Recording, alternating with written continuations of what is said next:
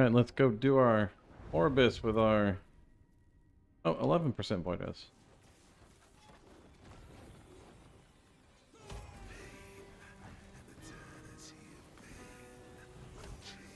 Face tank everything, even with no res.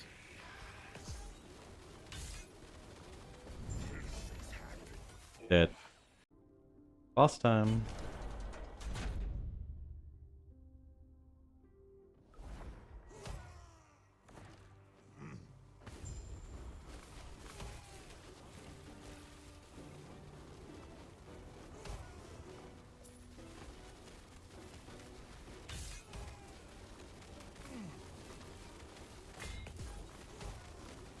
Melt. Can we sit in the breath?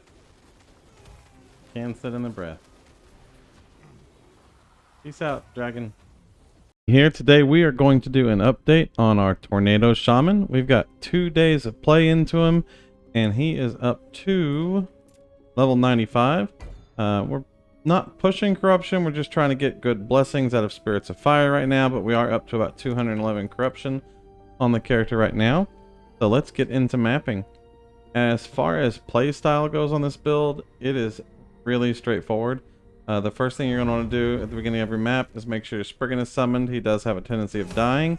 You want to numlock your Warcry, so you want to be spamming Warcry, and that's going to keep your stacks up so that you have haste and frenzy. And then you're just going to run out and drop tornadoes. Tornadoes are set up in this build to cast storm bolts. They have an incredibly long range, and so they're going to hit everything on the screen and potentially stuff off the screen. So it doesn't really matter where you place them. The tornado itself does not do a significant amount of damage, so you don't have to put it on the target.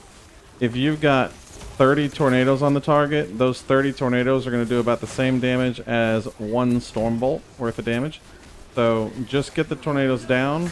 You can use the tornadoes to control the position of targets because we do have some pull on the tornadoes. So if it's a melee target that is charging you, you can just keep tornadoes down out in front of you, and the tornadoes will kind of constantly pull them back into it so that the target can't get to you. But all of your actual damage is going to come from the storm bolts that the tornadoes are casting themselves. Now, mana is obviously a challenge on the build, and so you don't want to use more tornadoes than is necessary to kill the targets. Your mana is going to be resolved with mana regeneration on rings and belt, of which I unfortunately have gotten 0 rings and 0 belts with mana regen on this character that I'm willing to equip yet. So right now, mana is just kind of hit or miss. But as you get better gear, mana becomes much more easily resolved. You can also run less cast speed and more damaging stats on your gear, and that can make a big difference in managing your mana. As you can see, we pretty much blast everything. Tornadoes do a ton of damage. It's a very safe build to play. We have a lot of layers of tankiness, which we'll go over. Damage over time is still dangerous to the build, but damage over time is dangerous to just about every build out there.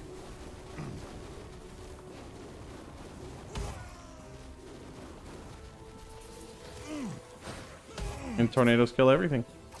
Fairly straightforward. Let's kind of go over the build, and then we'll talk about the build guide itself. Now, this is a build that I have played in the past, but I didn't make a specific build guide for it this season because Maxroll had an already fairly in-depth Tornado Shaman build up, and so we're using that as a base and then modifying it to fit our character best. So let's kind of talk about our skills first. We are using Gathering Storm, Maelstrom, Tornado, Warcry, and Summon Spriggan. I've been playing around with a few different things with Tornado, and so my skill points have been moved around a bit, but this is what it is going to look like base for your character. And then down here we are using Druidic Control to make the Tornado stationary. So this is the biggest difference between the way I have my build set up and how Maxroll has it set up. I think that Druidic Control is critical to play the build because you're going to cast a lot of tornadoes. There's probably 50 tornadoes right there in that location, and that allows me to see the whole screen, and those tornadoes can hit everything on the screen. Now, if you're playing the build with Maxroll's guide and you do not run Druidic Control and you're fighting a boss, This is what your screen looks like while you're fighting the boss. And it gets worse the longer you go in the fight. When the tornadoes can move around, you're going to be completely unable to see boss mechanics, ground effects, things you need to dodge. This is not a functional strategy. Absolutely critical that you do get druidic control once you're to the point in the game where face tanking anything is not an option and you're going to actually need to do some dodging. So this is a very important node. Your damaging nodes are going to come from Hurricane, Lasting Storm, Frequent Lightning, and then your mana reservation is going to come from Gust of Renewal here so that you can cast more tornadoes. This increases mana regen and the mana efficiency of the tornadoes. As you're building your character out to start with, get Charged Storm so it throws Storm Bolts, immediately rush to 4 out of 4 Gust of Renewal, then immediately rush to 4 out of 4 Frequent Lightning, and then get the rest of the stuff as you can. As you can see, we've got 28 total skill points in the skill. 3 of those are coming from Tribolectra, 4 of them are coming from the chest piece, and then 1 of them is coming from a Thorn Slinger. On your character, if you do not have Tribolectra, you would take some points out of Lasting Storm here, maybe a point out of Frequent Lightning, 3 points out of your cast speed here, 1 point out of your Stormbringer here. Those would all be places where you can pull from, but you're going to want to maintain Druidic Control. Obviously, Charged Storm, 4 out of 4 Gust Renewal, and then 4 out of 4 Double Cast. So those are all very important. Strength of Air is just a requirement to come down here. If you wanted better pull strength from your tornado, you could pull out of your cast speed here or your cast speed here and come down into Strength of Air and get more control from your tornadoes. And Gathering Storm is how you're going to scale your Storm Bolts. We're taking 2 out of 2 Tempest Weapon because we are using a Tempest Maw. We're going over to Rending Vortex for crit chance. We're going over to Lightning Strikes twice for Stormbolt repeats, and then Clouds on the Horizon for a larger target area. Maelstrom, we are getting Windswept and Wind Fury for Frenzy and Haste. We're getting Dodge down here, and we're getting Stun Chance over here. And then Power of the Storm just allows your Maelstrom to also Stormbolt things near you. This is a small amount of damage, but not a terrible choice to put in here. And then 1 more with our final extra point just for additional targets on the Power of the Storm.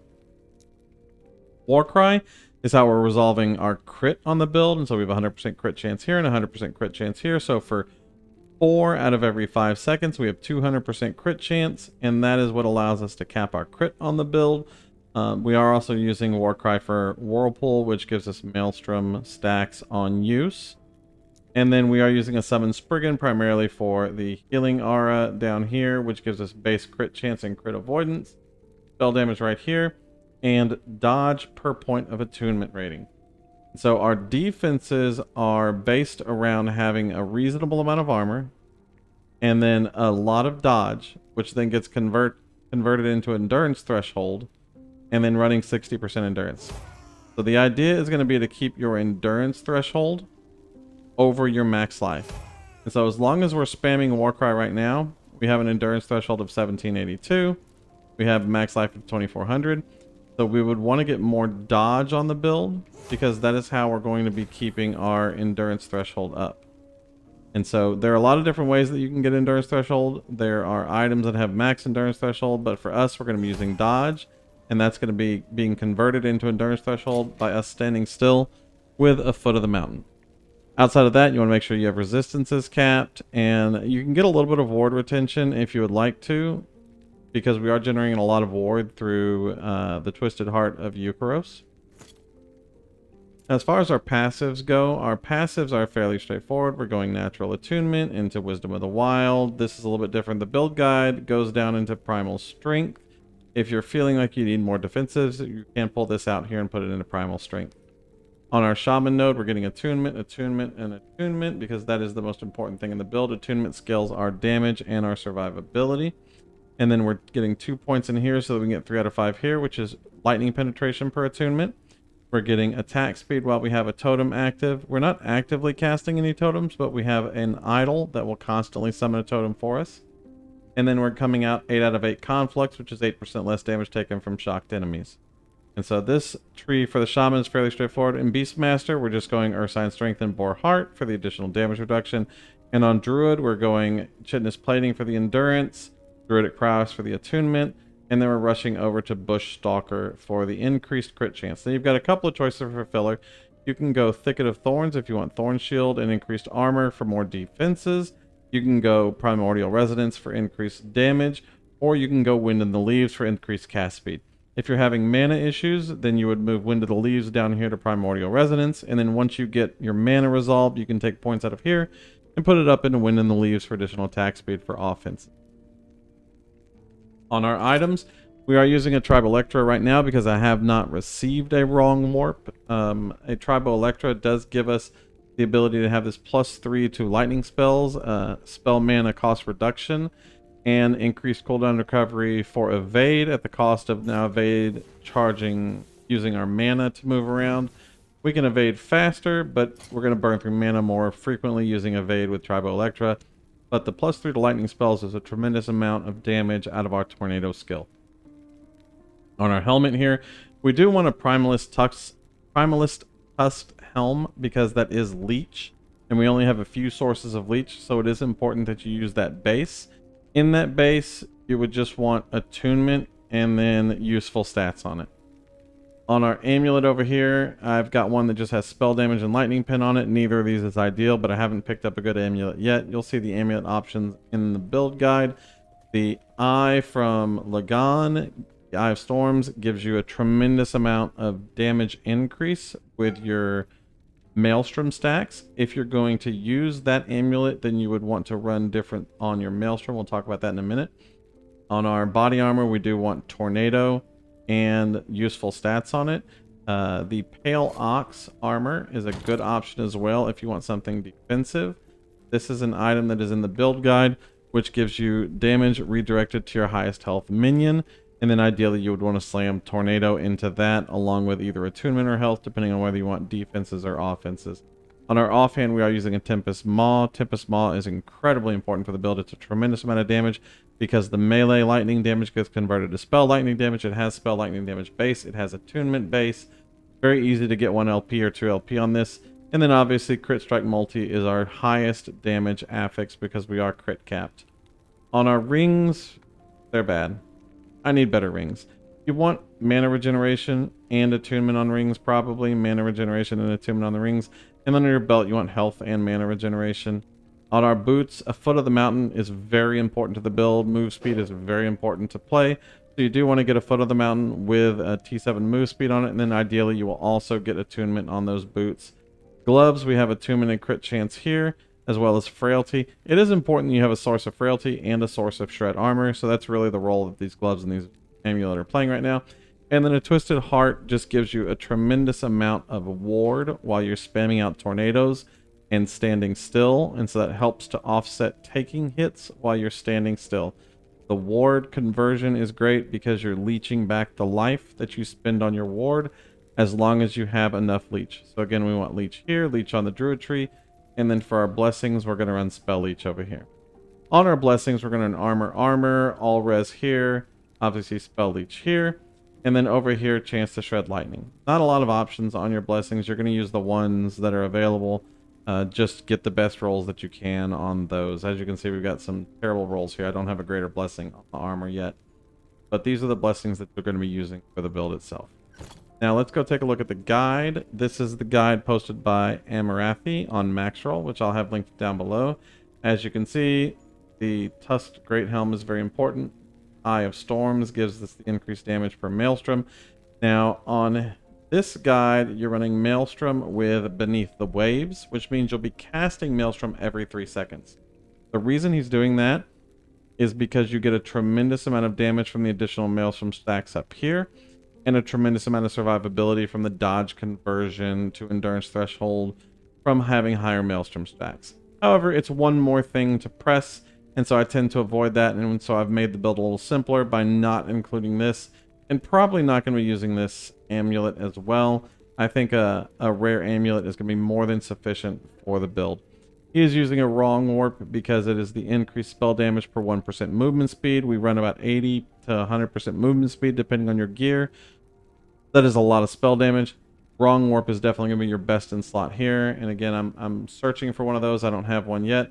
Again, on your belt, you want mana regen rings, mana regen and attunement. Resistances and health are also nice. The attuned foot of the mountain, and obviously gauntlets with increased cast speed and increased health and reduced bonus damage taken from critical strikes. You are going to have one source of reduced bonus damage taken from critical strikes. This guide's wrong. You need one source of critical strike avoidance. The Spriggan awards us with crit strike avoidance, not reduced bonus damage taken from critical strikes. So make sure you are getting a reduced or a critical strike avoidance on your rings, not reduced crit damage on your gloves. That's not going to do anything for you. You're still going to get crit and you're going to take a ton of damage if you don't have 100% crit strike avoidance. So make sure you are getting that on one of your rings. On your gloves, you would just run another health instead of the reduced bonus damage taken from critical strikes. Again, frailty is really important. I don't see frailty anywhere on his build, so you are going to want to run frailty on something. He does have shred armor on the gloves, however, so you do want the shred armor on the gloves. Those are going to be very important. So I'll include this build guide here. Like I said, playstyle is pretty straightforward. If you have any questions over the build, come by Twitch or come by YouTube and ask questions. I'm happy to answer them. Or you can leave a comment down below and I will get to those as well. Thank y'all very much for watching. Y'all have a wonderful day. Peace.